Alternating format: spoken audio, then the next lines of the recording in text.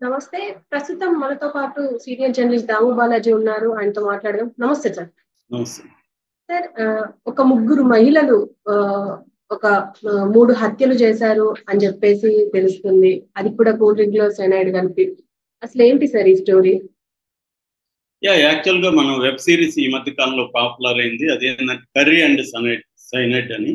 So curry and cyanide అంటే Julie అనే అమ్మాయి కేరళలో ఒక ఫ్యామిలీలో కర్రీలో సైనైడ్ కలిపి ఫ్యామిలీకి తినిపించి ఓవర్ ద కోర్స్ 10 ఏళ్లలోనూ ఇప్పుడు కొంతమందిని చంపేసుకుంటా వచ్చింది. అది ఇండియాలోనే పాపులర్ సీరియల్ కిల్లింగ్ కేసు అన్నమాట. దాని మీద వెబ్ సిరీస్ కూడా తీశారు. దాని పేరు కర్రీ అండ్ సైనైడ్. అది వెరీ హిట్ అయింది కూడా. ఇప్పుడు మన ఆంధ్రప్రదేశ్లో తెనాలి దగ్గర ముగ్గురు మహిళలు ఇలాంటి మెథడ్స్లోని కూల్ డ్రింక్లో లేదా మద్యంలో సైనైడ్ కలిపి నలుగురిని చంపేశారు. అది ఎలా జరిగింది ఏంది అనేది ఇప్పుడు మనం చూద్దాం. ఇది ఒక షాకింగ్ గానే ఉంది. ఈ మధ్యకాలంలో మనం వినలేదు ఇట్లాంటి స్టోరీని. దీని మీద కూడా వెబ్ సిరీస్ తీయాల్సిన సబ్జెక్ట్ ఇది.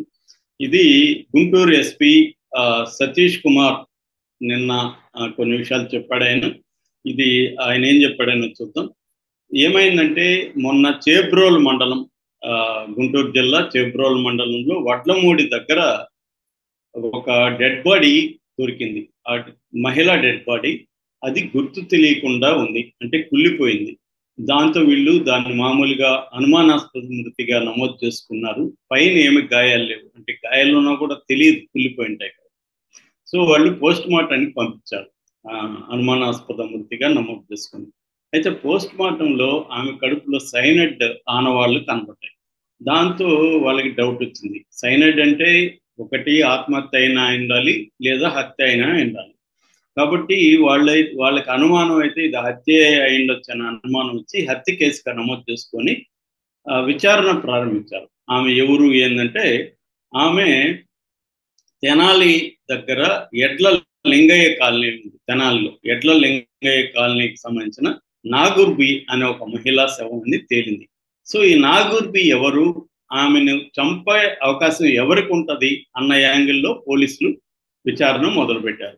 సో అప్పుడు వాళ్ళకి ఏమర్థమైందంటే, నాగూర్బికి రజని అనే ఒక ఆమెకు డబ్బులు ఇచ్చింది నాగూర్బి. ఈ రజనీని ప్రెజర్ చేస్తుంది, నా డబ్బులు నాకు ఇచ్చేయమని. అప్పుడప్పుడు వీళ్ళిద్దరి మధ్య గొడవలు జరుగుతున్నాయి అనేది తెలిసింది. దాంతో వాళ్ళు రజనీని అదుపులోకి తీసుకొని సోకాల్డ్ తమదైన పద్ధతులు అంటారు కదా, అంటే రజనీని కొట్టారు. కొట్టి చెప్తే అప్పుడు రజనీ అనేక విషయాలు బయటపడుతుంది. ఇది ఆమె ఏం చెప్పిందంటే, ఇక్కడ ఒక తల్లి కూతుళ్ళ కథ చెప్పుకోవాలి. ఆ తల్లి పేరు రమణమ్మ, ఆమెకు 60 ఏళ్ళు. వెంకటేశ్వరి 32 ఏళ్ళు.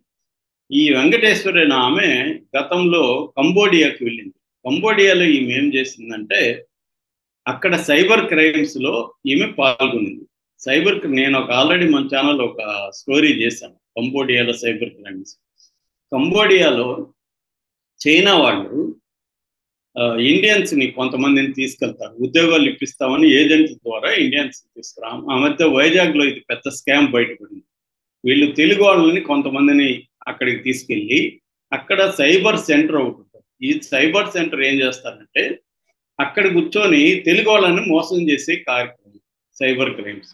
ఫర్ ఎగ్జాంపుల్ ఏం జరుగుతుందంటే, ఇప్పుడు నువ్వు ఉన్నావు, నీ ఫోన్ నెంబర్ వాళ్ళు పట్టుకుంటారు, వాళ్ళు నీకు ఫోన్ చేస్తారు.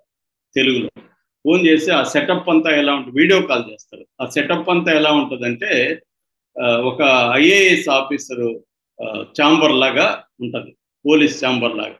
నీకు చేసి, మేము ముంబై క్రైమ్ బ్రాంచ్ నుంచి మాట్లాడుతున్నాం, నీకు ఒక పార్సిల్ వచ్చింది, దాన్ని మేము మధ్యలోనే పట్టుకున్నాం. ఆ పార్సల్లో నీకు డ్రగ్స్ ఉన్నాయి. సో నిన్ను ఇప్పుడు అరెస్ట్ చేయబోతున్నారు మా వాళ్ళు. నీ ఆధార్ కార్డ్ నెంబర్ ఇది, నీ డీటెయిల్స్, నీ అడ్రస్ ఇది అని అన్నీ చెప్తారు. నీకు ఒక్కసారికి భయం అవుతుంది. సార్ నేను ఎక్కడ ఆర్డర్ ఇవ్వలేదు సార్, నాకెందుకు లేదు, మాకు నీ అడ్రస్ చెప్తున్నాం కదా, నీ అడ్రస్కి వచ్చింది, ఇదిగో కవర్ చూడు, నీ అడ్రస్కి వచ్చింది, కాబట్టి ఇప్పుడు నేను అరెస్ట్ చేస్తున్నాం అని మొదలు పెడతారు. దాంతో మనకి భయం స్టార్ట్ అవుతుంది. అక్కడి నుంచి మెల్లగా ఇచ్చేసి నీ దగ్గర డబ్బులు లాగేస్తారు. ఇది ఒక సింపుల్ ఎగ్జాంపుల్ చెప్పాను. ఇలాంటి చాలా రకాల క్రైమ్స్ చేయిస్తారు. అలాగే ఈ అమ్మాయి, వెంకటేశ్వర అనే అమ్మాయి, ఆ క్రైమ్స్లో ఆరితేరి వచ్చింది. అక్కడ కొద్ది కాలం ఉండి వచ్చింది. ఇక్కడ వచ్చిన తర్వాత ఫస్ట్ 2022లో వాళ్ళ అమ్మతో కలిసి సుబ్బలక్ష్మి అనే ఆవిడ్ని చంపింది. సుబ్బలక్ష్మి ఎవరంటే వీళ్ళ అత్త. సుబ్బలక్ష్మిని ఎందుకు చంపిందంటే సుబ్బలక్ష్మి దగ్గర మంచిగా డబ్బులు నగలు ఉన్నాయి. సో ఆమె కొద్దిగా మద్యం తాగే అలవాటు ఉంది సుబ్బలక్ష్మి.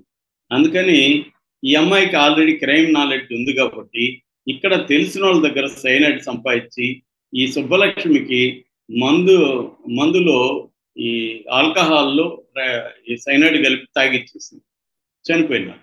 ఏదో ఆమెకు ఆరోగ్యం బాగాలేక చనిపోయినారని దొంగవేడుపులు ఏడ్చి ఆమెను దహనం చేసేసారు. ఎవరికి డౌట్ రాలేదు, కేసు కాలేదు. దాని తర్వాత 2023 ఆగస్టులో నాగమ్మ అనే ఇంకొక ఆమెను చంపేశారు. నాగమ్మ ఎవరంటే వీళ్ళకి 20,000 అప్పిచ్చింది. 20,000 రిటర్న్ ఇవ్వమని ఆమె డిమాండ్ చేస్తుంది.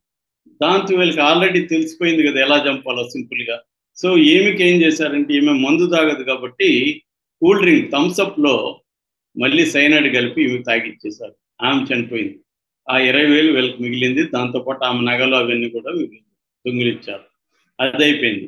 ఇప్పుడు మళ్ళీ 2024 ఏప్రిల్లో లేటెస్ట్గా మోషే అనే ఒక అతన్ని చంపేశారు. ఎందుకంటే భూదేవి అనే ఆవిడ వీళ్ళకి ఫ్రెండ్. ఈ భూదేవి మొగుడు పేరే భర్త పేరే మోషే. భూదేవి వచ్చి ఏడుస్తూ ఇట్లా మా మొగుడు నన్ను చిత్రహింసలు పెడుతున్నాడు, తాగేసి వచ్చి అరెస్ట్ చేస్తున్నాడు అని చెప్తే, అయితే మీ మొగుడిని వేసేద్దాము, మాకు నువ్వు ఇంత నగలు ఇంత డబ్బులు ఇవ్వు అని చెప్పింది. అంటే ఇక్కడ వీళ్ళు కిరాయి అవతారం కూడా ఎత్తారు, సుపారీ కిల్లింగ్ అనమాట. సో వీళ్ళు ఏం చేశారు, తల్లి కూతుర్లు ఈ వెంకటేశ్వరి అండ్ రమణమ్మ ఆ భూదేవితో డీల్ కుదుర్చుకొని ఈ మోషే మందు తాగుతాడు కాబట్టి మోషే మందులు మళ్ళీ సైనైడ్ కలిపి అతన్ని చంపేశారు. చంపేసి ఆ నగల వీటిని తీసుకున్నారు. ఈ కేసు కూడా బయటకు రాలేదు. అంటే ఈ 3 హత్యలు ఇప్పటి వరకు పోలీసుల దృష్టికి రాలేదు. ఎందుకంటే అవి హత్యలని ఎవరు అనుకోలేదు, మామూలుగా చనిపోయారని అనుకున్నారు. అయితే వీళ్ళ బ్యాడ్ లక్ నాగూర్పి ఈమె శవం దొరకడం, ఆ శవాన్ని వీళ్ళు మేనేజ్ చేసుకోలేకపోవడం ఇక్కడ ఫెయిల్ అయినట్టు కనపడుతుంది. రజనీ కొత్త క్యారెక్టర్ కూడా యాడ్ అయింది. ఎందుకంటే ఈ నాగూర్పి రజనీ కప్పించింది, రజనీ వీళ్ళకి తెలుసు, వీళ్ళకి ఆమె మళ్ళీ ఇక్కడ సుపారీ కిల్లింగ్, మీరు కానీ నాగూర్పిని చంపితే నేను మీకు డబ్బులు ఇస్తానని చెప్పింది. అలాగే వీళ్ళకి అలవాటు అయిపోయింది కదా. ఎప్పుడైనా కూడా ఏమవుతుందంటే మనిషిని ఫస్ట్ చంపడం కష్టంగా ఉండొచ్చు, రెండోసారి మూడోసారి ఈజీ అయిపోతుంది. ఎందుకంటే చంపే మెథడు, చంపిన తర్వాత ఏమవుతుంది మొత్తం వీళ్ళకి తెలిసిపోయింది క్లారిటీగా. అలాగే వీళ్ళు నాగూర్పి 4వ హత్య కూడా సులభంగా చేశారు.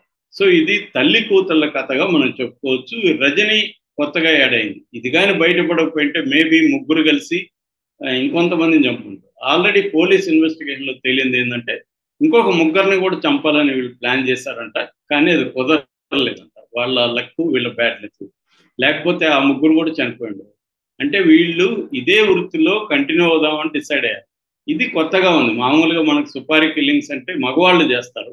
ఇప్పుడు ఇది స్త్రీల సమానత్వం పేరుతో వీళ్ళు మేమెందుకు చేయకూడదు సుపారీ కిల్లింగ్. మనం కొన్ని ఇంగ్లీష్ సినిమాలో, వెస్ట్రన్ సినిమాల్లో చూస్తుంటాం, లేడీస్ సుపారీ కిల్లర్స్ కూడా ఉంటారు, మాఫియా ఉంటారు. కానీ ఇక్కడ మన తెనాలిలో మన మహిళలు సుపారీ కిల్లర్స్గా అవతారం ఎత్తి చంపడం, 2 సుపారీ కిల్లింగ్స్ చేశారు. రెండేమో తమ అకౌంట్లో చేసుకున్నారు, వాళ్ళ సొంత ప్రయోజనాల కోసం చేశారు. 2 సుపారీ. అంటే మెల్లమెల్లగా వీళ్ళు సుపారీ వైపు వెళ్తున్నప్పుడు దొరికిపోయారు. సో ఇది ఇప్పుడు సంచలనం క్రియేట్ అయింది. అంటే ఈ మధ్యకాలంలో ఇలాగా ఒక తల్లి కూతురు, ఇక్కడ మళ్ళీ ఇంట్రెస్టింగ్ డ్రామా, తల్లి కూతురే హంతకులుగా మారి 4 హత్యలు చేయడం, వాళ్ళకి ఇంకొక ఆవిడ యాడ్ అవ్వడం, ఈమె కూడా కంటిన్యూ అయింటే ఇంకొంత ముగ్గురు కలిసి సుపారీ కిల్లింగ్ చేసి ఉండేవాళ్ళు. సో ఇది సీరియల్ కిల్లర్స్ అంటున్నారు, కానీ ఇది సీరియల్ కిల్లింగ్ అనేది కూడా అనొచ్చు, కానీ నిజానికి సీరియల్ కిల్లింగ్ కంటే కూడా ఇది సుపారీ కిల్లింగ్ అని మనం చెప్పచ్చు. అట్లాగే సైనైడ్ అనేది కామన్గా 4 మర్డర్లలో కూడా సైనైడ్ని వీళ్ళు వాడడం మొదలుపెట్టారు. ఇప్పుడు పోలీసుల రంగంలో దిగి వీళ్ళకి హెల్ప్ చేసిన వాళ్ళని, ఆ సైనైడ్ అమ్మిన వాళ్ళంతా కూడా అదుపులోకి తీసుకున్నట్టు తెలుస్తుంది. వీళ్ళని కోర్టుకు పెట్టే అవకాశం ఉంది. ఎంతవరకు వీళ్ళ మీద ఈ హత్యా నేరాలని ప్రూవ్ చేయగలుగుతారు అనే దాన్ని బట్టి వీళ్ళకి శిక్షలు పడే అవకాశం కూడా ఉంది.